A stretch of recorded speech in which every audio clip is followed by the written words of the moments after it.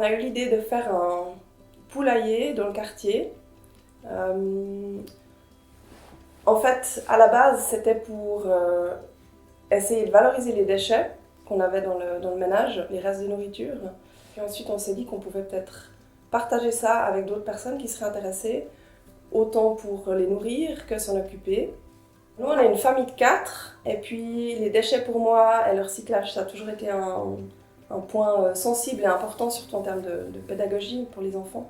Et puis, avec ces poules, on a trouvé vraiment un moyen de réduire quasiment à zéro les déchets organiques, on va dire, d'une famille de 4.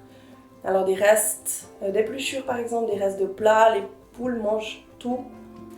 Alors en fait, on est 3 familles à participer à ce projet, et puis nous, dans notre famille, on a adopté 2 poules, les 2 autres familles en ont chacune une, et puis on a chacun choisi les noms. Un lien affectif, oui, moi je ne me verrais pas les manger, ça serait compliqué pour moi de les abattre et puis de manger un ami en fait. Le jour où elles ne pondent pas, moi je les garde, comme j'ai gardé aussi mon vieux chien et comme je vais garder mes vieux cochons d'Inde. Et puis, à l'arrivée des poules, le tout premier jour, tous les enfants du quartier étaient dehors, c'était vraiment un petit peu l'émeute. 1 heure après leur arrivée, il y avait déjà un œuf. Ça c'était très étonnant. Tout le monde était hyper content, tout le monde s'est passé, les enfants se passaient l'œuf dans la main, il était encore chaud. C'était génial pour beaucoup, je pense que c'était la première fois. Alors moi je suis vétérinaire, je pratique encore aujourd'hui. Mon rêve c'était de vivre à la ferme, d'avoir des enfants, du petit bétail, pourquoi pas des vaches, en tout cas des chèvres, et puis des poules, des lapins. Mais bon, voilà, ça c'est pas possible. Je vis en ville, dans les Hauts-de-Vevey actuellement, en location.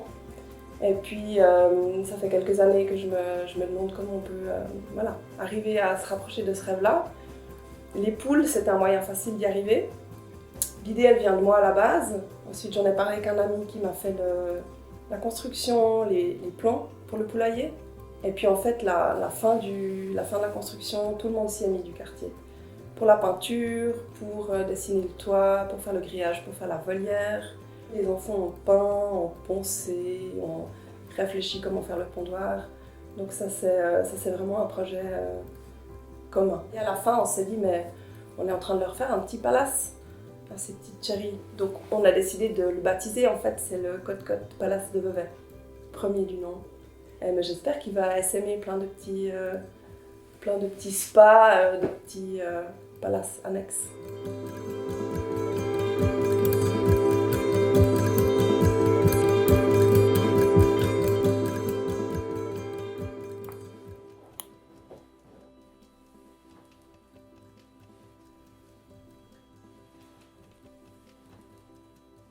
J'ai décidé d'investir un bout de jardin, parce que mon papa a une parcelle terrain, avec un pont friche en jachère fleurie, puis je me suis dit, là c'est idéal pour pouvoir commencer à cultiver.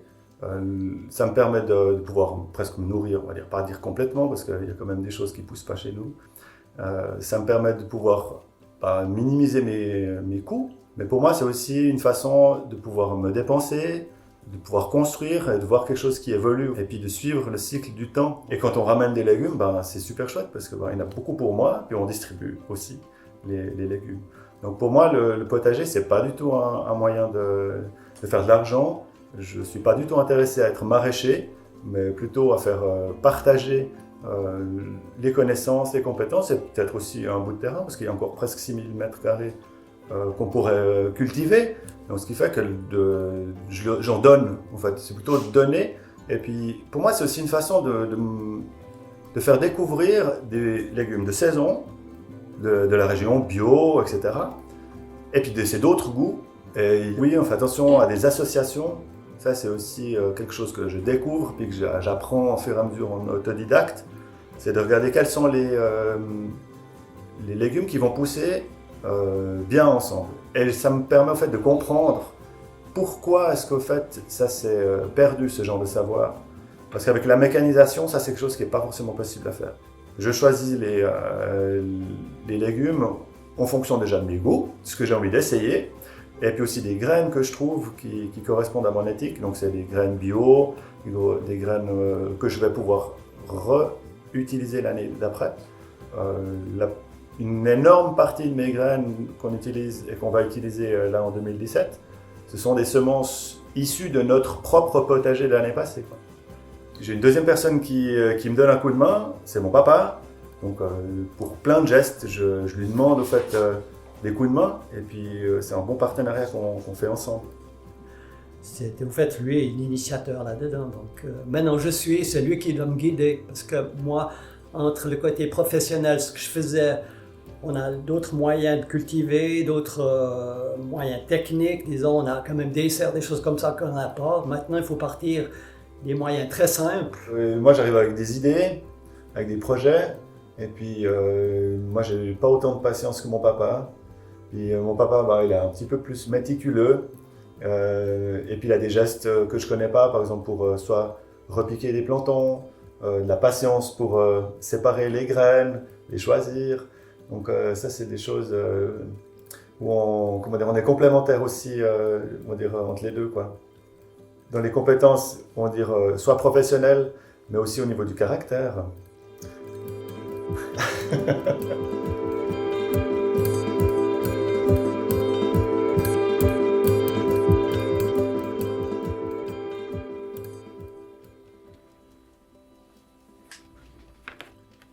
La pension, c'est un lieu de vie qui était utilisé d'abord par des gens qui venaient travailler une année dans un endroit ou comme ça pour avoir un certificat. Donc c'est une certaine vie collective. Du fait que c'est un logement collectif, on a toujours été sensible avec mon père, enfin on a appris ça avec mon père, qu'on pouvait économiser facilement. Disons que puis tout ce qu'on économisait, c'est du gain. C'est pas seulement du gain économique, mais c'est aussi un gain pour la planète, parce qu'on n'est pas tout seul, et puis qu'on partage tout, quoi. Puis j'ai mis un petit peu les mains dans l'engrenage de l'écologie. Petit à petit, je me suis dit, peut-être que le premier truc à faire, c'est peut-être déjà de changer les fenêtres. Alors, j'ai commencé par les fenêtres, et puis après, j'ai pris des informations pour le chauffage. Puis je me suis dit, on pouvait mettre des cellules solaires thermiques pour chauffer l'eau chaude. On a d'abord brûlé le mazout qu'il y avait, démonté la citerne, et puis on a mis les cellules thermiques sur le toit. Ensuite, on a démonté le chauffage, et puis après, on a mis notre installation au collet en haut. Puis on a eu passablement de problèmes de réglage, et puis ça, on s'en rend compte que quand il fait froid. Mais petit à petit, les choses se sont mises en route, quoi. Et puis après, quand tout fonctionnait bien, et puis que j'ai vu que quand il y a 0 degré dehors, et puis que l'eau chaude est à 30 degrés avec le soleil, je me suis dit que le soleil, c'était quand même quelque chose de magnifique. Alors j'ai fait des démarches pour faire du photovoltaïque. Alors j'ai contacté une entreprise qui m'a fait un petit schéma avec 2-3 cellules sur le toit. Puis j'ai dit j'en veux plus. On m'a refait un truc avec encore un peu. J'ai dit je veux tout le toit. Alors on a eu pas mal d'étapes. Puis après on a refait la façade en même temps qu'on a refait le toit. Et alors je suis convaincu que sans perte de confort, on va réussir avec des petits bouts de choses, des choses qu'on ajoute tout le temps, à faire une économie de notre dépendance de rendre à l'environnement et de rendre une terre au moins aussi propre qu'on l'a tenue, et puis avoir moins de déchets, et puis produire moins de CO2, et comme ça, je pense que c'est indispensable. On peut pas passer à côté.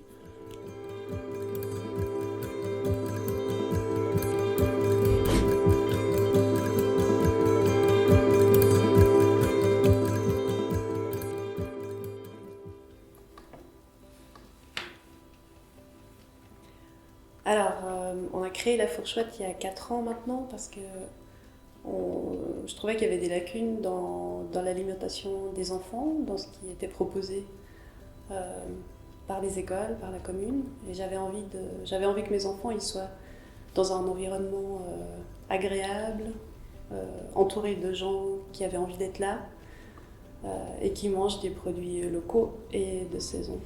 J'ai une formation de base de maman et de cuisinière pour mes enfants. Ça veut dire pendant 10 ans, j'ai cuisiné végétarien et de saison pour mes enfants. Et je me suis dit que les enfants, ils n'avaient pas forcément besoin d'autre chose que de pouvoir avoir quelqu'un qui fait des repas bons, que ça sente bon quand ils arrivent là, comme à la maison. Je suis pas cuisinière, je suis pas éducatrice, mais je crois qu'on a du bon sens. Au début, ils ont des réticences, ou les parents ont aussi des réticences du fait qu'on ne mange pas énormément de viande. Mais je pense que les enfants, vraiment, ils mangent des légumes, ils mangent des soupes, et ils sont vachement plus ouverts que ce qu'on croit. Ils se réjouissent aussi de retrouver certains légumes à certaines saisons. Il y a vraiment une réjouissance, une joie de retrouver ces produits-là. Et je pense que c'est aussi comme ça qu'on retrouve que se crée une espèce de pédagogie de l'estomac, quoi. Un rythme qui s'ancre dans le corps avec nos habitudes alimentaires. Alors...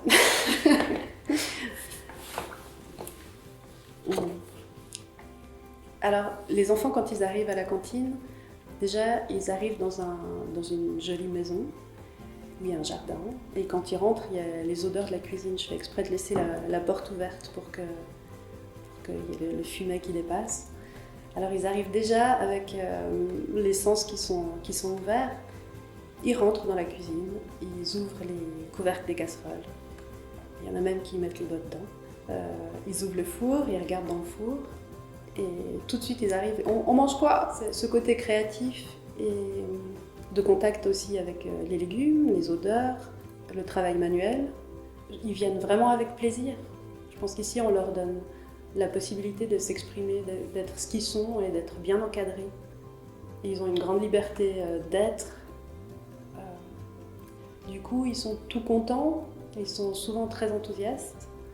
De créer la fourchouette, pour moi, c'était proposer quelque chose qui n'est pas proposé par la commune. On peut faire différemment et souvent les gens ils ont un petit peu besoin qu'on démarre avec une idée, mais petit à petit, avec courage, ça vient. Et puis on crée aussi un petit peu comme ça le monde qu'on a envie.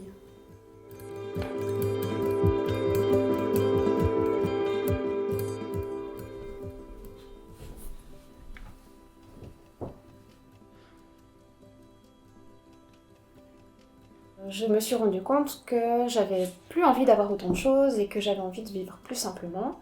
Puis à partir de là, il y a quelque chose qui s'est mis en marche finalement, vraiment dans une recherche de simplicité et de choisir les objets, mais vraiment d'essayer d'en éliminer et de ne pas en rapporter.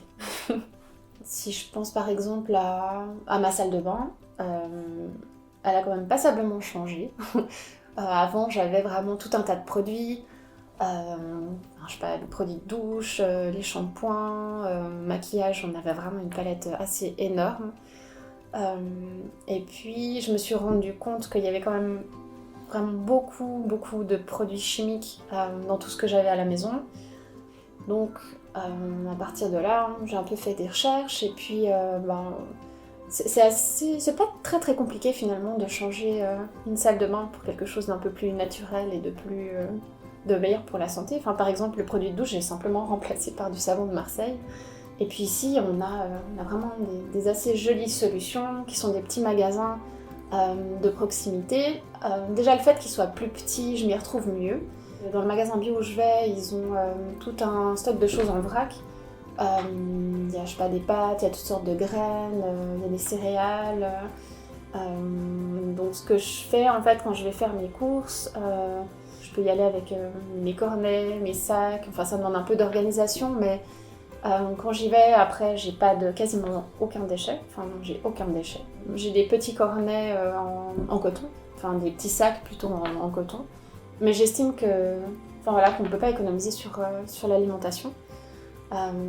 c'est quelque chose de trop important et puis finalement c'est un cadeau qu'on se fait et moi je le prends comme ça, c'est que je suis pas très dépensière pour autre chose et comme j'ai réduit maintenant mon besoin d'objets et de choses en tout genre, c'est les cadeaux que je me fais, c'est vraiment ça. Et voilà, c'est des jolies petites démarches qui se font l'une après l'autre mais qui mis bout à bout me font du bien finalement et me permettent de vivre mon quotidien de façon assez sympathique, je trouve. Mais là aussi, ça s'est pas fait du jour au lendemain, et puis c'est des petits choix, et on essaye, et des fois on rate. Et puis je pense par petites touches, je peux déteindre sur d'autres personnes, ou alors les encourager, et c'est vraiment super. Et puis puis après on se partage des trucs aussi, entre les gens, entre ce que je vois, ce que je lis, donc c'est un continuel cheminement comme ça, puis c'est devenu presque une sorte de jeu finalement. C'est que j'essaye toujours de trouver des solutions et puis je crois que j'en ai parlé avant, mais j'ai une sorte de liste comme ça de choses que j'ai envie de résoudre et puis je les prends les unes après les autres et je trouve les meilleures solutions petit à petit.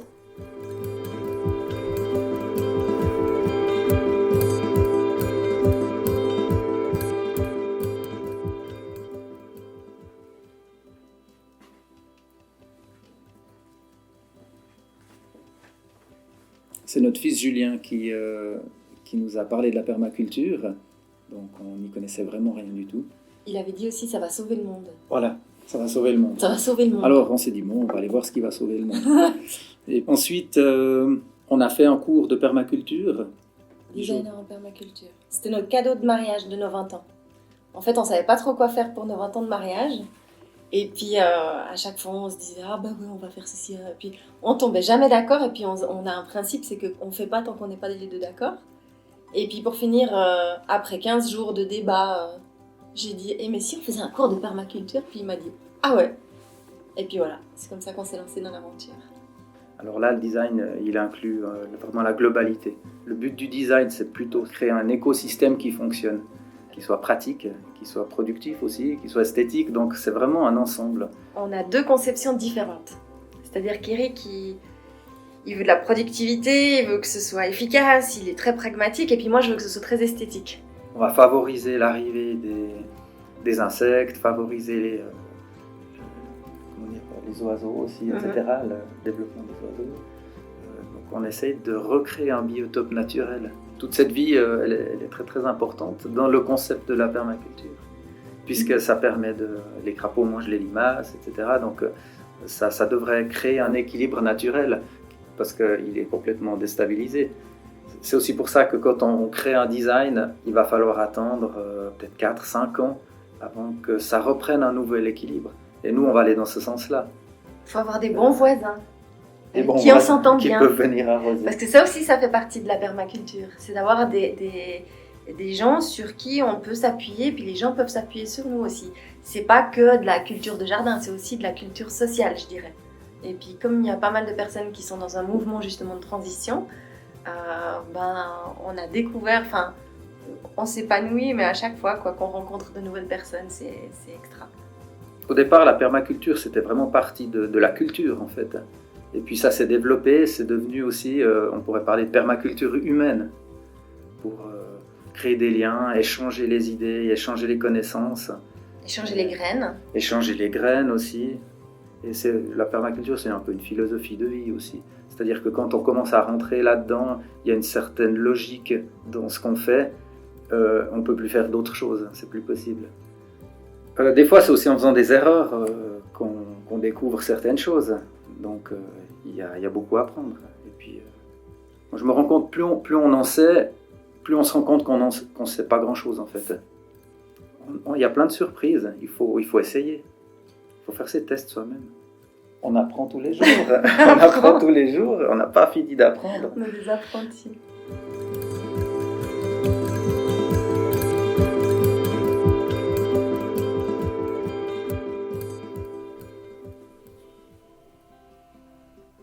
Ça va.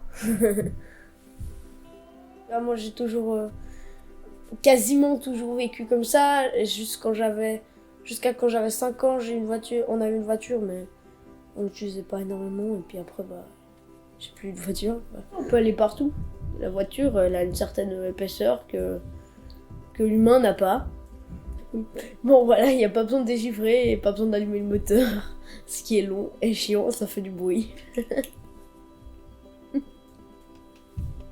On a un covoiturage avec les anciens voisins qui sont juste allés un petit peu plus loin, ils sont déménagés. On se prête la voiture, on leur paye en fonction du kilomètre. D'abord, on a pris toutes les charges de la voiture, on a tout dans les moindres détails, l'essence, tout dans une année. Puis on a mis dans un tableau Excel qui fait automatiquement, qui calcule au kilomètre combien ça vaut.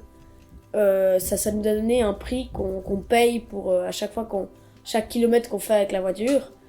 Le camion, comme on l'appelle, c'est un grand bus VV blanc qui est un machin bien rustique, vieux. Ça, je sais pas si c'est très bien. Ça, c'est un vieux machin. Mais bon, je pense que c'est quand même mieux d'avoir un bus qui a pas un très bon bilan carbone que deux voitures normales, quoi. Je pense que c'est quand même mieux. On partage plein de trucs aussi, mais en l'occurrence dans le quartier là, on est beaucoup dans cet esprit où un peu, en tout cas tout ce qui est dans le jardin, c'est un peu à tout le monde. Vacances, on va en train, c'est plus sympathique aussi en train parce que on peut parler entre nous, en famille, on peut être attentif. Des fois, il y a mes parents qui lisent des histoires à mon frère, alors qu'on peut pas vraiment faire ça dans la voiture parce qu'ils doivent conduire et aussi on est plus ensemble. Puis quand on arrive à la gare, si on n'a pas la possibilité de bus comme ça, on peut demander aux personnes chez qui on va peut-être de nous chercher si eux ils ont une voiture à disposition. Ou bien il y a beaucoup de bus et de trains qui vont à des endroits où on pourrait pas passer. Même il y a beaucoup de villages par exemple au fond du Valais qui sont reliés par le quart postal. Il y a plein de trucs comme ça. Faut juste se renseigner. Quand même, j'aimerais bien faire mon permis de conduire parce que ça peut toujours être utile pour peut-être faire la même chose quand moi je serai grand. Si je veux faire aussi un covoiturage, un truc comme ça. Quand on était plus petit, c'était un peu... tout le monde jouait aux petites voitures et puis tout le monde voulait avoir une grosse Ferrari quand ils seront grands. Mais là, c'est plus trop le cas. Maintenant, c'est plus ce qu'on veut quand on sera grand, ce sera être heureux et puis voilà. La voiture, c'est pas le premier truc auquel on pense, quoi.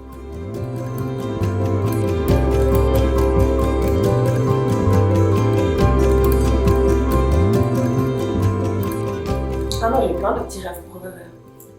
J'ai des petits rêves où il y a beaucoup plus de liens, beaucoup moins de voitures, beaucoup plus de partage, des liens entre les générations. J'aurais bien aimé qu'il y ait par exemple tout ce qui est à la place du marché, qu'il n'y ait pas de voiture, que ce soit plus un parc où on puisse aller pour s'amuser, qu'il y ait par exemple des graviers ou de l'herbe à la place du béton pour les voitures. Voilà. Donc jardin urbain, oui. Et plus, si on tente. Et puis qu'il y ait une sorte de synergie entre toutes ces personnes qui sont extraordinaires et qui font un travail super, mais on les connaît pas, on sait pas qui c'est. Il manque peut-être comme ça, un lieu un peu piéton avec... où on pourrait justement rencontrer des gens. Et... c'est peut-être ça dont j'ai envie. Pour moi, d'arrêter de construire et puis de planter des choses qui ont du sens et puis qui vont peut-être réunir les gens ensemble, quoi. Pas forcément avec chaque fois un côté financier, parce qu'il y a des valeurs qui pour moi n'ont pas de prix, qui sont les relations humaines et puis le respect et la confiance entre les gens d'une même population.